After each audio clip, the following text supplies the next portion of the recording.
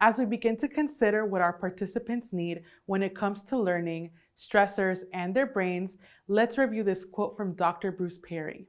Our default response to novelty is, uh-oh, what is this?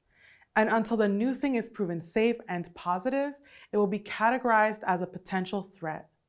Let's consider the different things we can do as facilitators to help our participants categorize the novelty we bring to them as positive and supportive. To take novelty and potentially aroused brain states into account, there are several things we can do as facilitators, both in our lesson planning and our facilitation practice. We can offer predictability, consistency, and ritual over the course of our workshops.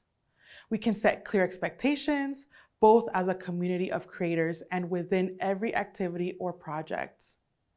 We can offer clear structures or roadmaps for achieving community and project expectations.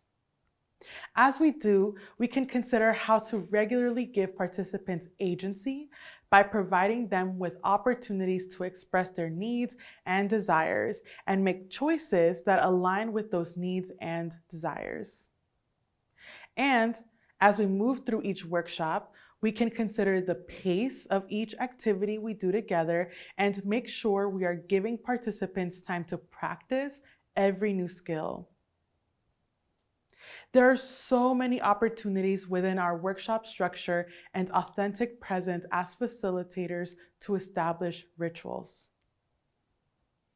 When we do, we are balancing the amount of novelty that our participants experience alongside familiar practices which signal support and stability. As participants enter the space and begin creating, some areas for us to consider include what vocabulary and turns of phrase we repeat consistently, how participants are invited to settle into the space and settle in relationship with their peers, how the space itself is configured and where materials can be found, including a daily affirmation, call and response or rhythm game, and providing daily check-in, which uses writing, drawing, or movements.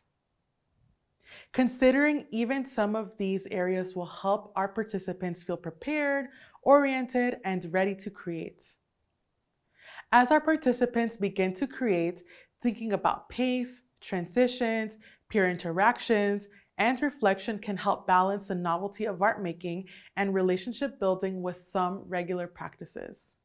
To do this, we can examine workshop structure and our authentic presence as a facilitator when it comes to offering a daily physical ritual or brain break in the middle of the workshop, establishing a consistent sharing practice between peers or the full group, providing a consistent timekeeping ritual for assignments, establishing consistent means of transitioning between activities, and providing a daily reflection and process for exiting the space.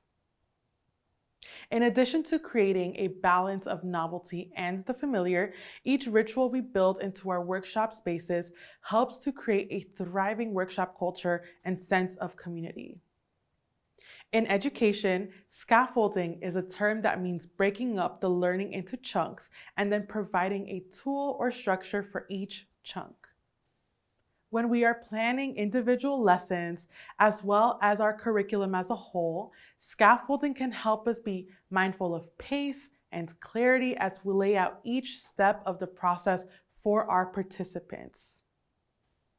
To scaffold an activity, break it into steps, adding layers to projects one step at a time. Build in practice time for skills, especially skills that might be new or potentially challenging.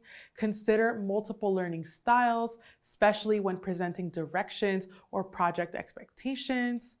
Give space for questions and take time to check that participants understand the assignment. And finally, to help orient participants in their learning, be sure to compare the current project to other activities when participants used similar skills. One of the strongest ways we can scaffold is by providing as many roadmaps for our participants as possible. Considering that the creative process itself will feature plenty of novelty, roadmaps are a way to balance that unknown with some predictability and stability. Roadmaps can be a consistent use of vocabulary, a space arrangement that guides participants or models an assignment, or any tools that provide additional structure or support. Some example roadmaps we can activate as facilitators include presetting workstations with materials, providing example products of assigned tasks, offering templates or idea banks for brainstorming, providing sentence starters for small group work, or offering checklists for projects or small group work. When we are building our curriculum, it's an ideal time to ask ourselves what roadmaps our participants can benefit from to help guide them through the workshops from start to finish. As you consider how to account for brain states, novelty, and safety in the final assignment of this section, we invite you to ask yourself, how would I like to welcome participants to feel in our creative space?